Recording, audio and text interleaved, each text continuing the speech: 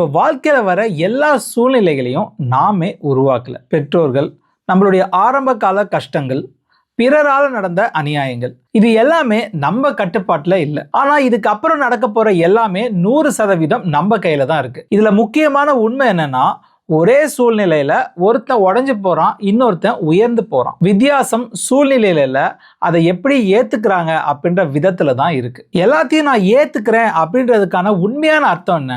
கை கட்டி உக்காந்து இருக்கிறது இல்ல, இதுதான் என் விதி அப்படின்னு நம்புறது இல்ல.